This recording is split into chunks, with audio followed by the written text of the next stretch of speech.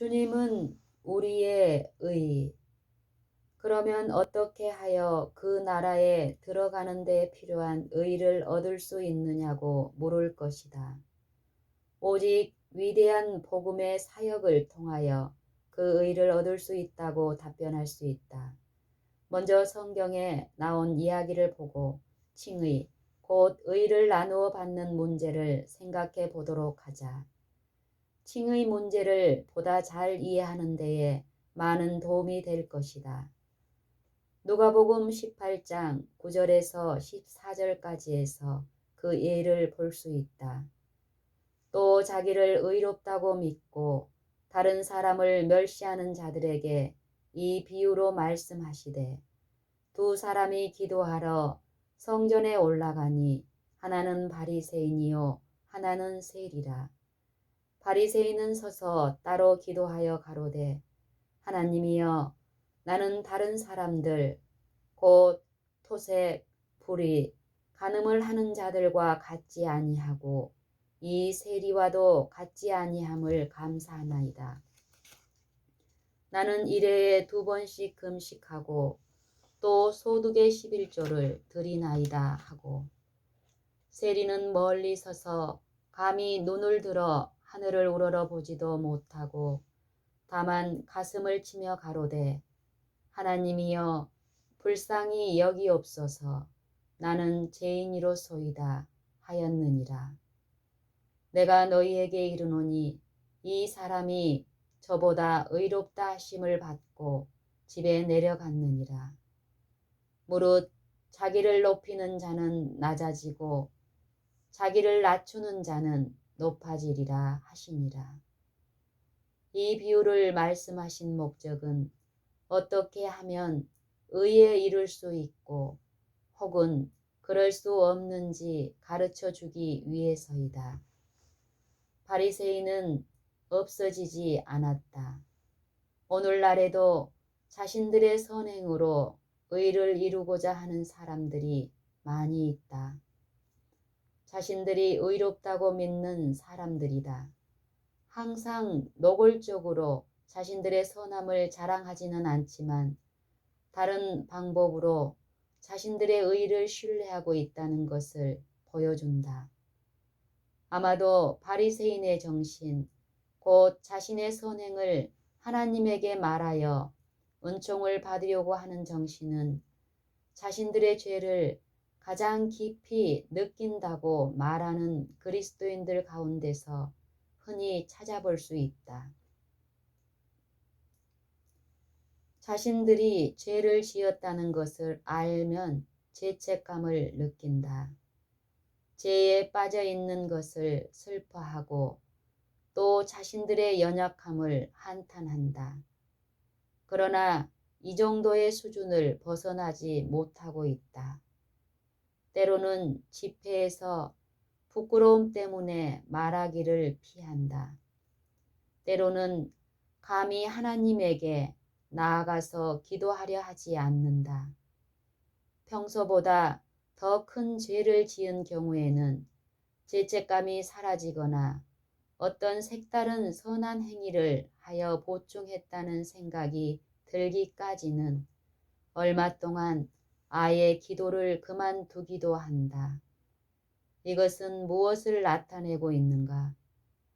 하나님 앞에서 자신의 의를 뽐내려고 하고 자기 나름대로 선행을 한다는 착각에 빠져서 이런 거짓된 생각에 의지하지 않으면 하나님 앞에 나올 수 없는 바리새인 정신을 나타내는 것이다. 그들은 주님에게 이렇게 말하고 싶어 한다. 지난 며칠 동안 제가 얼마나 착했나 보세요. 이제 저를 받아주실 줄로 확신합니다. 그러나 그 결과는 어떻게 되었는가? 자신의 의를 신뢰한 사람은 아무것도 얻지 못했지만 마음속 깊이 통회하면서 기도하기를 하나님이여 불쌍히 여기옵소서 나는 죄인이로소이다 라고 한 사람은 의인이 되어 집으로 내려갔다. 그러나 그 결과는 어떻게 되었는가? 자신의 의를 신뢰한 사람은 아무것도 얻지 못했지만 마음속 깊이 통회하면서 기도하기를 하나님이여 불쌍히 여기옵소서 나는 죄인이로소이다 라고 한 사람은 의인이 되어 집으로 내려갔다. 그리스도께서 말씀하시기를 이 사람이 의롭다 하심을 받고 갔다고 말씀하셨다. 다시 말하면 의롭게 되었다는 말이다. 여기서 알아야 할 것은 세리는 죄를 슬퍼하는 정도에서 그치지 않고 더 나아가서 하나님의 자비를 구하였다. 자비란 무엇인가? 받기에 과분한 은총이다. 마땅히 받은 것 이상으로 선대하려는 마음이다. 이제 성경에서 하나님에 대하여 어떻게 말하나 보도록 하자. 이는 하늘이 땅에서 높음같이 그를 경외하는 자에게 그 인자하심이 크심이로다. 시편 103편 11절. 이는 하늘이 땅에서 높음같이 그를 경외하는 자에게 그 인자하심이 크심이로다. 시편 103편 11절. 다시 말하면 겸손하게 하나님에게 나아갈 때에 하늘이 땅보다 높은 것 같이 우리를 그 정도로 선대하신다는 말이다. 그러면 어떤 점에서 우리를 그토록 선대하시는가? 바로 우리로부터 우리의 죄를 옮겨 가시겠다는 것이다. 다음에 성경 말씀을 보면 동이 서에게 먼 것 같이 우리 죄가를 우리에게서 옮기셨으며 라고 하셨다. 이와 같은 말씀을 사랑의 제자도 말했다. 만일 우리가 우리 죄를 자백하면 저는 미쁘시고 의로우사 우리 죄를 사하시며 모든 불의에서 우리를 깨끗게 하실 것이요. 요한일서 1장 9절. 하나님의 자비와 그 자비가 어떻게 나타났는가를 미가서 7장 18절 19절에서 좀 더 읽어보도록 하자. 주와 같은 신이 어디 있으리이까? 주께서는 죄악을 사유하시며 그 기업에 남은 자의 허물을 넘기시며 인애를 기뻐하심으로 노를 항상 품지 아니하시나이다. 다시 우리를 긍휼히 여기셔서 우리의 죄악을 발로 밟으시고 우리의 모든 죄를 깊은 바다에 던지시리이다. 그러면 이제 어떻게 하면 의를 얻을 수 있는가를 설명하는 성경 말씀을 직접 읽어보도록 하자. 사도 바울은 모든 사람이 죄를 지어 하나님의 영광에 이르지 못하였으므로 율법의 행위로는 하나님 앞에 의롭다 하심을 얻을 육체가 없다고 말한 후에 계속하여 이렇게 말하였다. 그리스도 예수 안에 있는 구속으로 말미암아 하나님의 은혜로 값없이 의롭다 하심을 얻은 자 되었느니라. 이 예수를 하나님이 그의 피로 인하여 믿음으로 말미암은 화목 제물로 세우셨으니 이는 하나님께서 길이 참으시는 중에 전에 지은 죄를 간과하심으로 자기의 의로우심을 나타내려 하심이니 곧 이때에 자기의 의로우심을 나타내사 자기도 의로우시며 또한 예수 믿는 자를 의롭다 하려 하심이니라. 로마서 3장 24절에서 26절. 하나님의 은혜로 값없이 의롭게 되었다. 의를 얻는 방법으로 이 외에 무슨 방법이 있겠는가? 죄인이 아무리 온갖 노력을 다한다 해도 의를 결코 만들어낼 수 없다. 분명히 죄인이 의를 얻을 수 있는 유일한 길은 선물이다.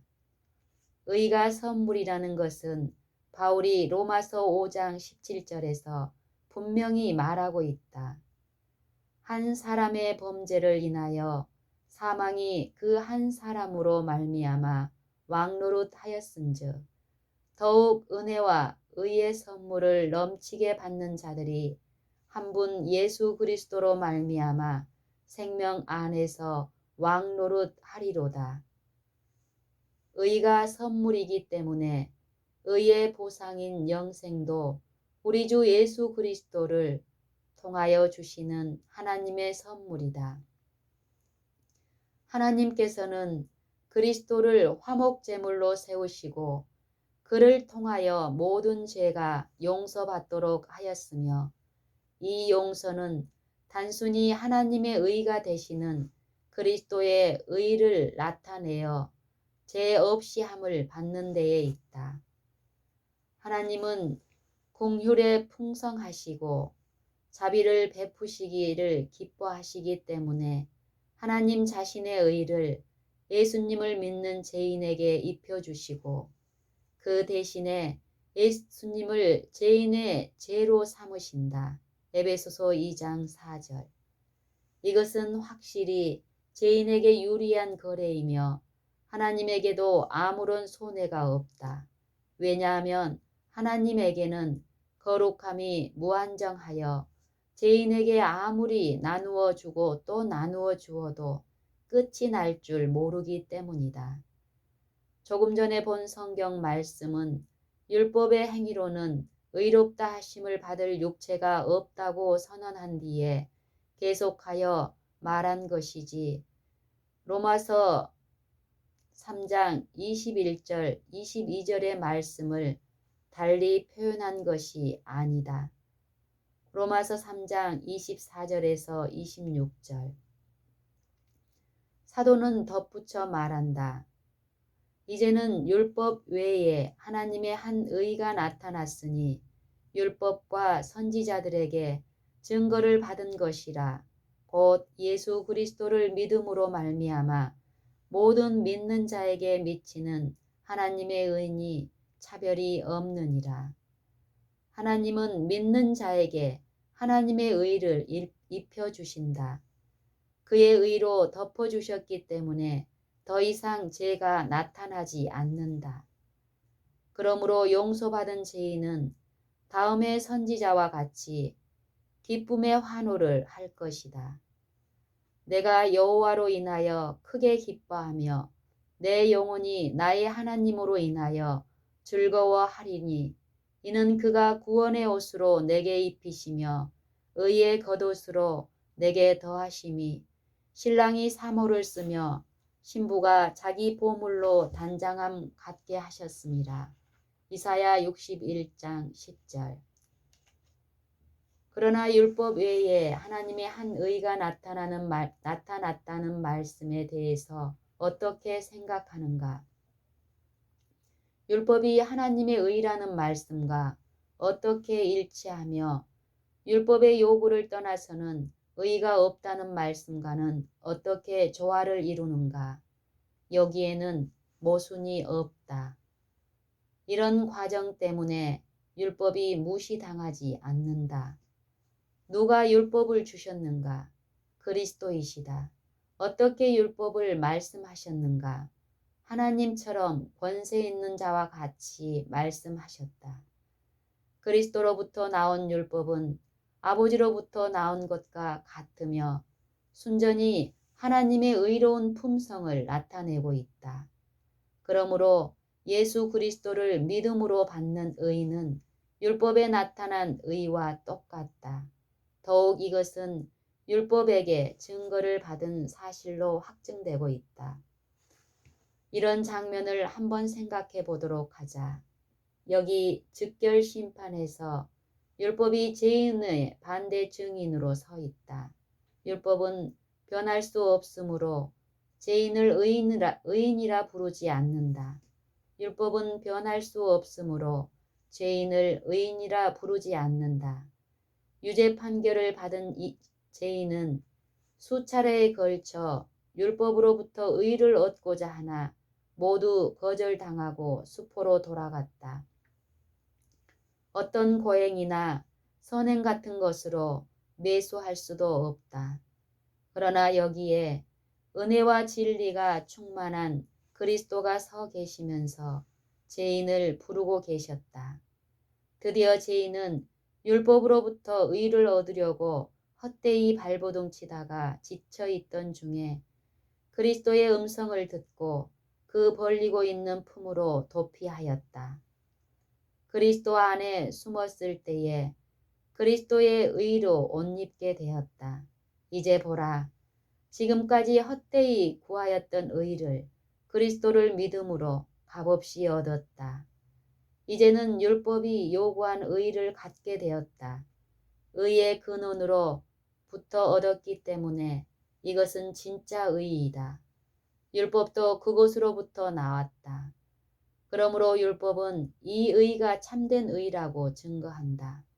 사람이 이 의를 가지고 있으면 율법은 법정에 들어가서 변호하여 모든 고소인들로부터 보호하겠다고 말한다. 율법은 그 사람이 이제 의인이 되었다는 것을 증거할 것이다. 이 의는 그리스도를 믿음으로 말미암은 것이니 곧 믿음으로 하나님께로서 난 의이기 때문에 그리스도의 날에 무사하리라는 것을 바울은 확신하였다. 빌립보서 3장 9절. 이 거래에는 흠잡을 일이 없다. 하나님은 의로우실 뿐만 아니라 예수 믿는 자를 의롭다 하시는 분이다. 예수 안에는 신성의 모든 충만이 거하신다. 모든 속성이 아버지의 속성과 같다. 따라서 그리스도 안에 있는 구속, 곧 잃어버린 인간을 다시 사들일 수 있는 능력이 무한하다. 인간의 반역은 아들에게만 한 것이 아니고 아버지에게도 한 것이다. 왜냐하면 아버지와 아들은 하나이기 때문이다. 그러므로 그리스도께서 우리 죄를 위하여 자기 몸을 들이셨을 때에 반역한 신하들 때문에 왕이 고난을 당하였으며 범죄자의 죄를 지나치고 간과하시면서 상처를 받으셨다. 그러므로 그리스도께서 우리 죄를 위하여 자기 몸을 들이셨을 때에 반역한 신하들 때문에 왕이 고난을 당하셨으며 범죄자의 죄를 지나치고 간과하시면서 상처를 받으셨다. 누구나 다른 사람이 자기에게 잘못을 범했다면 용서해 줄 권리와 특권이 있다는 것을 부인하지 않을 것이다. 그렇다면 하나님께서도 이와 똑같은 권리를 행사하시는데 왜 트집을 잡는가? 상처 입힌 죄를 용서해 주시고자 한다면 용서할 권리가 분명히 하나님에게 있다. 더욱 그러한 권리가 있는 것은 그리스도께서 자기의 몸을 들여서 죄인이 마땅히 받을 형벌을 받음으로 율법의 완전함을 입증하는 것이 되기 때문이다. 그러나 죄 없는 자가 죄인을 위하여 고난을 당하셨다. 사실이다. 그러나 죄 없이 고난을 받으신 예수께서 자원하여 자기 몸을 들이셨던 것은 하나님의 통치를 올바로 깨닫도록 하기 위하여 하나님의 사랑을 베푸신 것이다. 다시 말하면 우주 통치자에게 행한 죄를 용서해 주시려는 것이었다. 이제 하나님의 이름에 대해서 직접 말씀하신 것을 보도록 하자. 하나님께서 멸시받던 최악의 사태 가운데서도 이렇게 말씀하셨다. 여호와께서 구름 가운데 강림하사 그와 함께 거기 서서 여호와의 이름을 반포하실세 여호와께서 그의 앞으로 지나시며 반포하시되 여호와로라 여호와로라 자비롭고 은혜롭고 노하기를 더디하고 인자와 진실이 많은 하나님이로라. 인자를 천대까지 베풀며 악과 과실과 죄를 용서하나 형벌 받을 자는 결단코 면제하지 않고 출애굽기 34장 5절에서 7절. 이것이 하나님의 이름이며 인간에게 직접 계시하신 품성이며 사람들이 하나님을 이렇게 생각하라는 빛이다. 이것이 하나님의 이름이며 인간에게 직접 계시하신 품성이며 사람들이 하나님을 이렇게 생각하라는 빛이다. 그러나 형벌 받을 자는 결단코 면제하지 않고라는 말씀은 무슨 뜻인가? 이 말씀은 노하기를 더디하고 인자가 많고 과실과 죄를 용서하신다는 말씀과 완전히 일치한다. 하나님께서 형벌 받을 자를 결단코 면제하지 않겠다는 것은 사실이다. 면제할 수는 없지만 그러나 오히려 더욱 공의로운 하나님이 되실 수 있었다. 왜냐하면 이보다 훨씬 좋은 일을 하셨기 때문이다.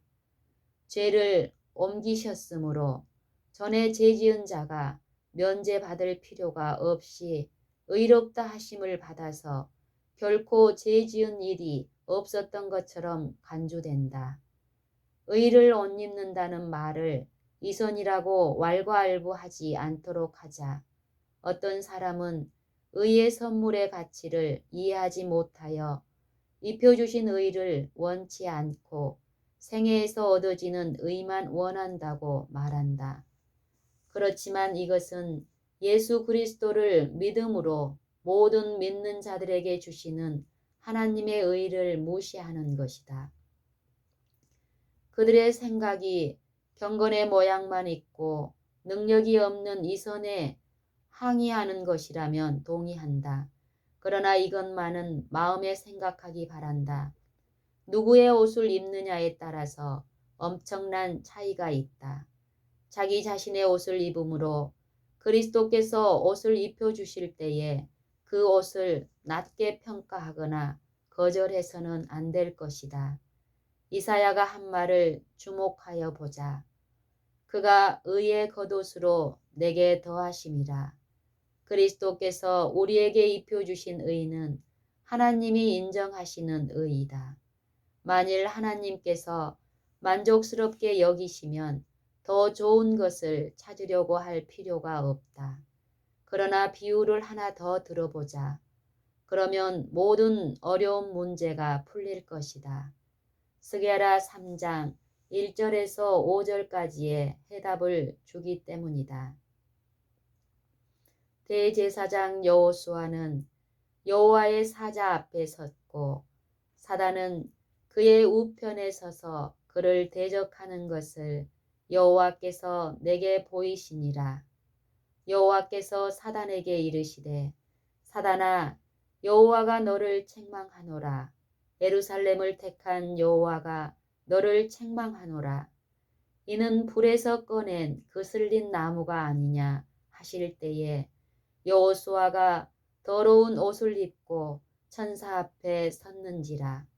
여호와께서 자기 앞에 선 자들에게 명하사 그 더러운 옷을 벗기라 하시고 또 여호수아에게 이르시되 내가 내 죄과를 제하여 버렸으니 내게 아름다운 옷을 입히리라 하시기로 내가 말하되 정한 관을 그 머리에 씌우소서 하매 곧 정한 관을 그 머리에 씌우며 옷을 입히고 여호와의 사자는 곁에 섰더라.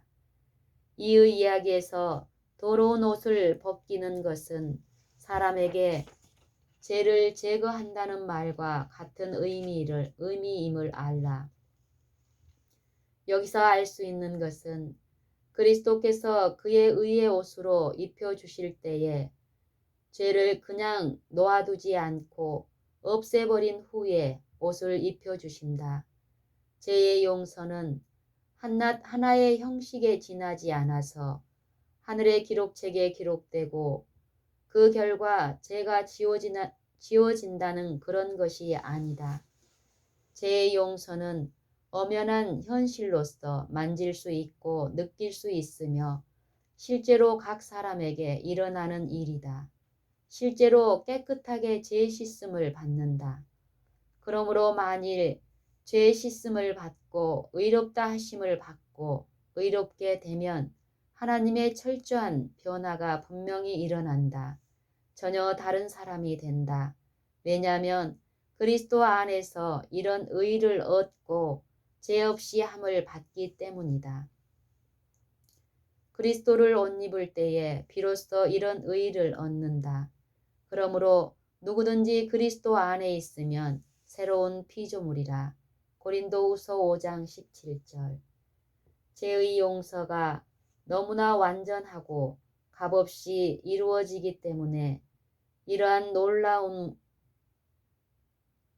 놀라웠고 기적 같은 변화는 새로 낳는 것으로 알려져 있다. 거듭나지 않으면 새로운 피조물이 될 수 없다. 이것은 마음이 새롭고 깨끗하게 된다는 말과 같은 것이다. 새로운 마음은 의를 사랑하고 죄를 미워하는 마음이다. 즐거이 의의 길로 가는 마음이다. 여호와께서는 이스라엘 백성들이 이러한 마음을 갖기를 원하여 이렇게 말씀하셨다. 다만 그들이 항상 이 같은 마음을 품어 나를 경외하며 나의 모든 명령을 지켜서 그들과 그 자손이 영원히 복받기를 원하노라. 신명기 5장 29절.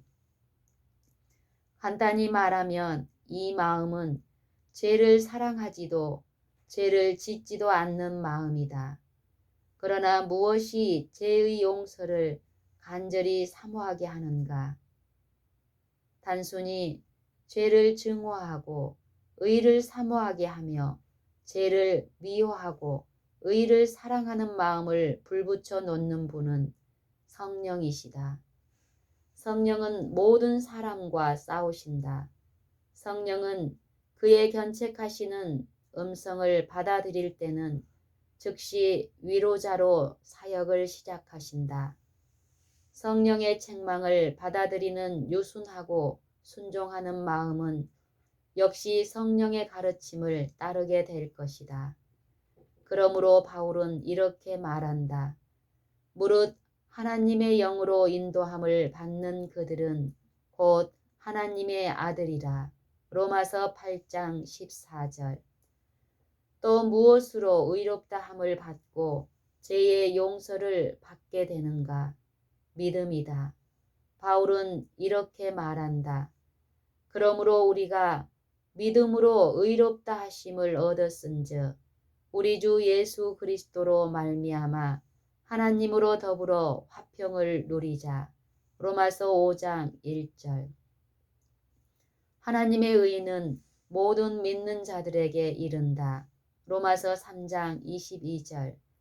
그러므로 이 같은 믿음을 행사할 때에 하나님의 자녀가 된다. 다른 곳에서 사도 바울은 이렇게 말한다. 너희가 다 믿음으로 말미암아 그리스도 예수 안에서 하나님의 아들이 되었으니. 갈라디아서 3장 26절. 죄를 용서받은 모든 사람은 즉시 하나님의 자녀가 된다는 사실을 디도에게 보내는 바울의 서신에서 말하고 있다. 먼저 전에 처해 있었던 악한 상태를 본 다음에 이렇게 말했다. 우리의 행한 바 의로운 행위로 말미암지 아니하고 오직 그의 긍휼하심을 조차 중생의 씻음과 성령의 새롭게 하심으로 하셨나니 성령을 우리 구주 예수 그리스도로 말미암아 우리에게 풍성히 부어주사 우리로 저의 은혜를 힘입어 의롭다 하심을 얻어 영생의 소망을 따라 후사가 되게 하려 하심이니라. 디도서 3장 5절에서 7절. 여기서 주목해야 할 것은 우리가 그리스도의 은혜로 의롭다 하심을 얻어 후사들이 되었다는 것이다. 이미 로마서 3장 24절 25절에서 본 바와 같이 우리가 그리스도를 믿음으로 말미암아 그의 은혜로 이렇게 의롭다 하심을 얻었다. 그러나 갈라디아 3장 26절에서는 우리가 그리스도 예수를 믿음으로 하나님의 자녀가 된다고 말한다.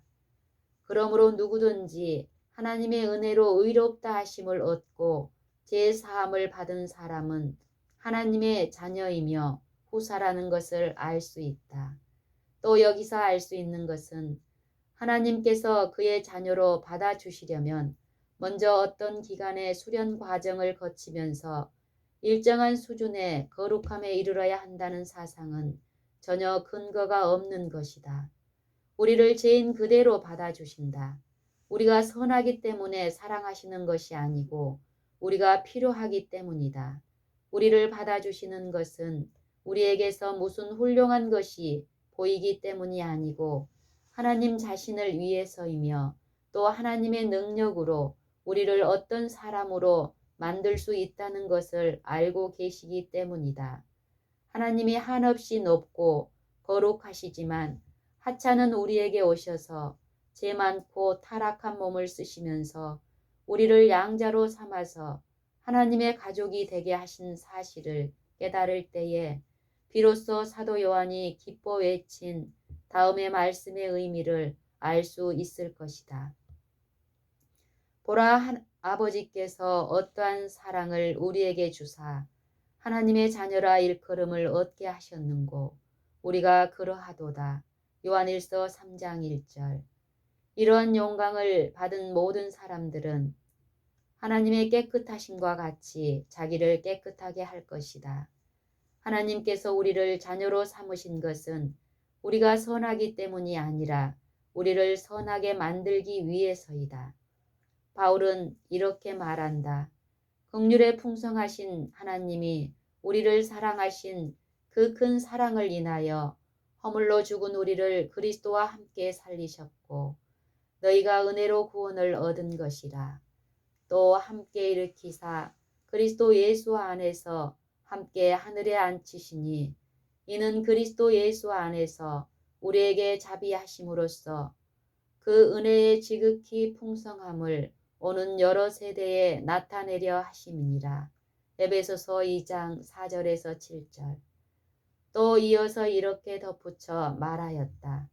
너희가 그 은혜를 인하여 믿음으로 말미암아 구원을 얻었나니 이것이 너희에게서 난 것이 아니요 하나님의 선물이라. 행위에서 난 것이 아니니 이는 누구든지 자랑치 못하게 함이니라. 우리는 그의 만드신 바라 그리스도 예수 안에서 선한 일을 위하여 지으심을 받은 자니 이 일은 하나님이 전에 예비하사 우리로 그 가운데서 행하게 하려 하심이니라. 에베소서 2장 8절에서 10절.